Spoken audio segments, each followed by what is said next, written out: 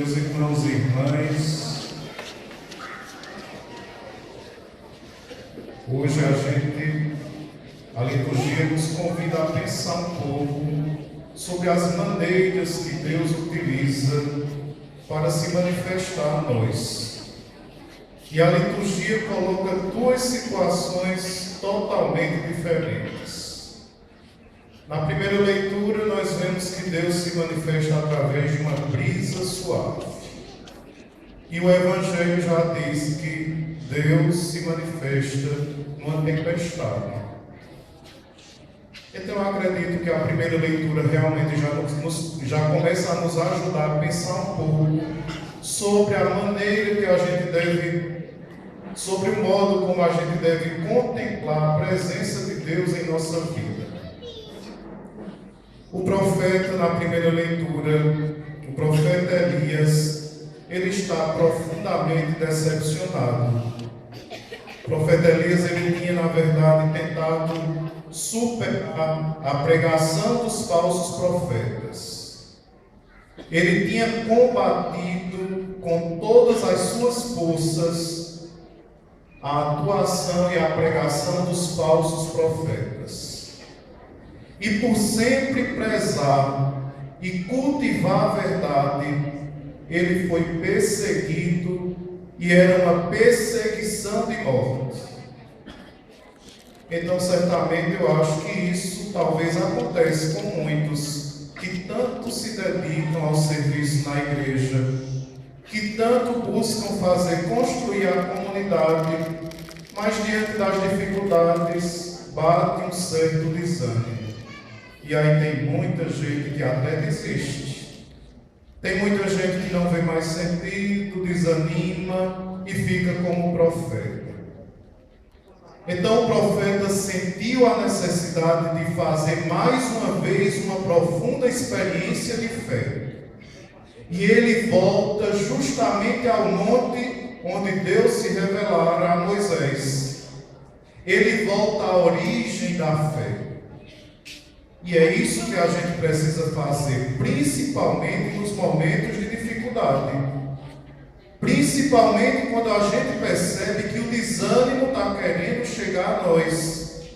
A gente precisa voltar ao amor primeiro, para realmente dar sentido até mesmo às adversidades que a gente pode enfrentar.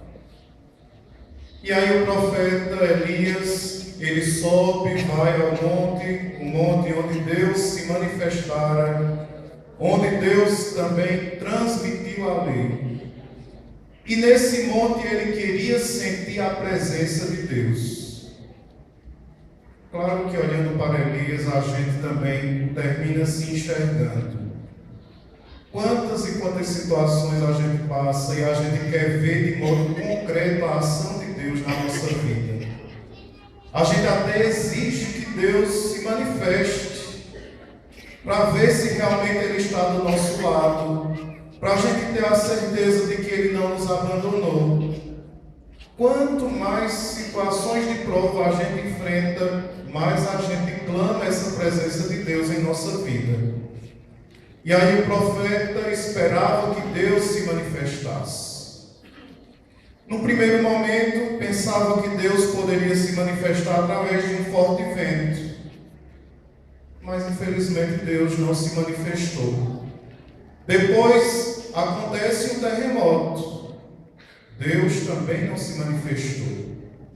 Depois, a experiência de um fogo. Mas Deus também não estava no fogo. Muitas vezes também nós esperamos que Deus se manifeste em nossa vida de uma maneira extraordinária, através de situações que fogem completamente à nossa realidade. E nós não somos capazes de perceber que essa manifestação de Deus acontece através de coisas tão simples, coisas que acontecem ao nosso redor. E nós não temos sensibilidade para perceber que Deus está sempre conosco. Então, certamente, o profeta nos ajuda a vivenciar essa experiência na simplicidade, de realmente perceber a presença de Deus em nossa vida. não simplesmente exigir uma presença tão mirabolante ou extraordinária, mas ter a sensibilidade para perceber que na simplicidade, na brisa suave, Deus está presente, Deus está conosco. O Evangelho de hoje continua essa revelação e Deus se manifesta através da tempestade. Na primeira leitura, a gente percebe claramente que Deus jamais vai se manifestar em situações que tiram a nossa paz. Jamais Deus vai se manifestar em situações que mexem com a nossa estabilidade. Deus não quer tirar a nossa paz. Ele quer nos dar a paz. E é isso que a gente precisa vivenciar em tantas situações. Situações de paz, tranquilidade, estabilidade. A gente precisa se sentir bem realmente. E já no Evangelho a gente contempla uma outra maneira, como eu dizia, a tempestade. Mas antes de pensar sobre essa manifestação, eu acho que poderíamos pensar nos detalhes que estão por trás desse relato. A gente lembra certamente que no último final de semana falávamos da multiplicação dos pães. E esse texto continua justamente aquele evangelho. Depois da multiplicação dos pães, Jesus ele foi bem duro com os discípulos. O evangelho até diz: Jesus mandou, ele não pediu, ele não sugeriu, ele mandou que os discípulos entrassem na barca.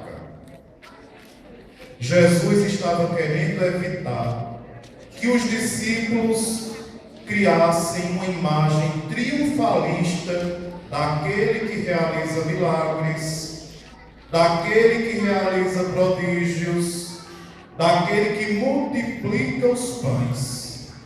Um homem desse deve ser um homem fenomenal.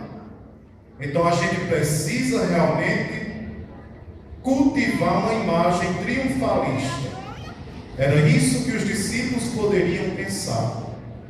E Jesus, já prevendo a besteira que os discípulos poderiam fazer, ele manda que os discípulos entrem na barca.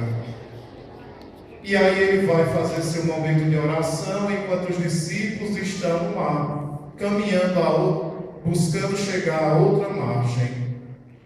É interessante notar, Jesus mandou, não pediu, não sugeriu, ele manda. E os discípulos obedecem. Essa barca, meus irmãos e irmãs, essa barca pode ser a nossa vida. Essa barca pode ser a comunidade, a igreja. Essa barca, já que hoje estamos celebrando o Dia dos Pais, essa barca pode ser a família. Quando Jesus não está na barca, quanta situação de conflito. Quando Jesus não está presente na barca, quantos ventos contrários a família hoje sofre. E é tão fácil. Basta simplesmente você estar diante de uma TV assistindo novelas. Ali, aparentemente, a gente parece que não contempla nada de mal. Mas ali é realmente um dos ventos contrários que hoje estão soprando contra a família. Quantas coisas hoje estão sendo postas em questão na vida de uma família através dos meios de comunicação. E a gente simplesmente na frente da tela, curtindo o momento, achando máximo a abertura que hoje se dá para muitas situações, achando que é a coisa certa. Isso já deveria ter acontecido há não sei quanto tempo. E a gente que se diz fiel, católico, assistindo na maior tranquilidade os ventos contrários que estão entrando na sua família. E o que é que você hoje está fazendo para combater esses ventos?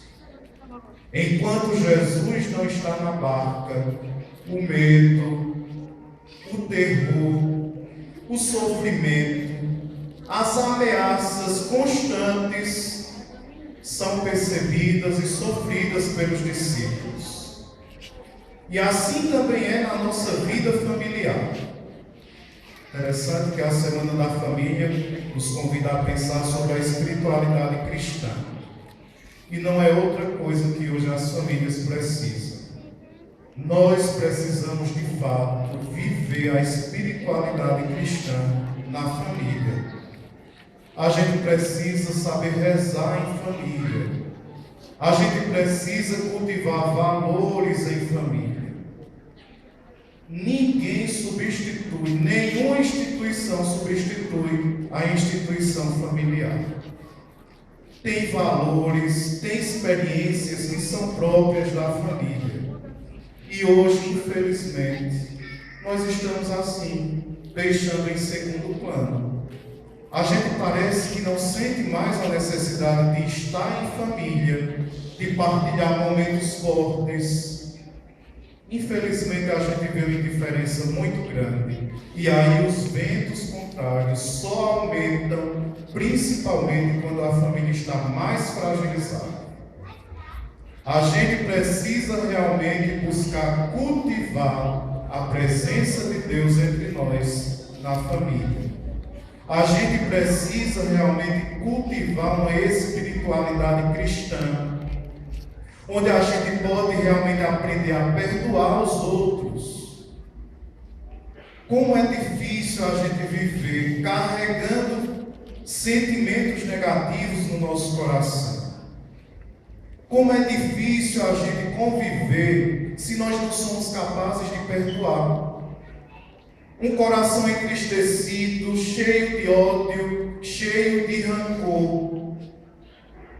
Não existe pior relação do que a relação com alguém que é tão cheio do mal em si. E tudo isso a gente só cultiva, só combate através de uma verdadeira espiritualidade. Então a Semana da Família realmente nos convida de modo tão especial a olhar para essas situações que muitas vezes a gente vivencia. E pode ter certeza, quanto mais fragilizada está a relação na sua família, maiores são os ventos contrários, maiores são as dificuldades. Enquanto Jesus não estiver nessa sua barca, enquanto Deus não for o centro, o essencial, todas as dificuldades parecem que realmente são insuportáveis. A gente jamais consegue combater. Então a gente precisa realmente cultivar essa experiência de fé. Muito interessante essa imagem de Pedro que caminha sobre as águas. E isso nos mostra que até mesmo as águas, elas sustentam aqueles que têm fé.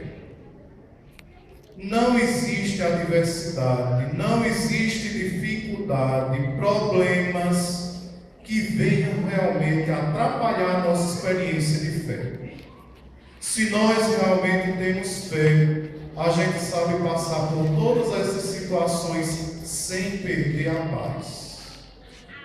E a gente fica impressionado, tantas pessoas que muitas vezes passam por situações tão complicadas, que a gente até pensa, eu não teria condições de dar o sorriso que essa pessoa dá.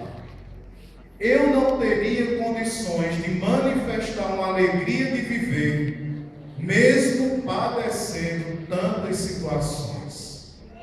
Só realmente uma pessoa que tem fé é capaz de manifestar esse sentido de viver, essa alegria, essa certeza de que não tem problema algum que venha nos tirar a paz.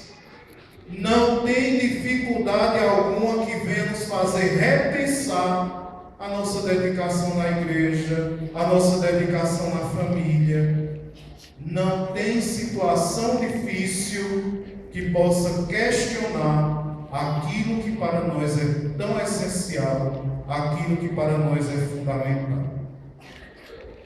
Peçamos então ao Senhor, meus irmãos e irmãs, que hoje, nesse Dia dos Pais, mas querendo ou não, ressaltando de modo especial toda a família, já que damos início à Semana da Família. Peçamos ao Senhor que realmente Ele manifeste sempre mais misericórdia a cada um de nós, manifeste compaixão. E a gente sabe muito bem que Deus não desiste de nós. Ele sempre está à espera. Ele sempre espera que a gente dê mais um passo para cultivar essa proximidade com Ele, para cultivar essa vida de oração. Então vamos realmente fazer como Pedro, que entra com Jesus na barca e tudo fica calmo, tudo fica tranquilo. Vamos trazer Jesus para a nossa família. Vamos trazer Jesus para o coração de cada um de nós, a fim de que Ele possa transformar o nosso coração, transformar as relações na família. Lembro muito bem que o Santo Padre dizia, inclusive até no material da Semana da Família foi colocado na oração, 3 palavrazinhas que a gente parece que não é capaz de usar e que são fundamentais. Imagina só se a gente fosse capaz de, na relação lá em casa, dizer: com licença, por favor, podia trazer isso, por favor. Vai passar e tem alguma pessoa lá no meio, com licença. Imagina como não seriam diferentes nossas relações. Mas não esquecer também de outra palavrazinha importante: obrigado. Pedir um copo com água, seja gentil, agradeça. Eu acho que não tem coisa melhor. O ambiente para a gente cultivar essas coisas é em casa mesmo. Costume de casa não vai à praça. Então era muito bom que a gente começasse a cultivar essas relações tão próximas, manifestar mais gentileza na relação em casa. Sempre que for necessário, agradeça. Ninguém está fazendo nada por obrigação, não. Nessa vida ninguém é obrigado a fazer nada. Então agradeça por aquilo que as pessoas fazem por você. Seja gentil. Eu acho que isso realmente nos ajuda a transformar as nossas relações. Eu acho que isso realmente nos dá força para a gente suportar os ventos contrários que vem a família, que vem a nossa vida. Imagina só, quanto mais unidos estivermos, mais condições a gente vai ter de superar qualquer problema, porque Deus estará conosco. Deus está presente onde realmente se cultiva a unidade e a comunhão. Mas Deus, com certeza, a gente fica até pensando, né? Deus, com certeza, pode estar ausente diante de determinadas situações de divisão, que muitas vezes a gente até cultiva dentro do ambiente familiar.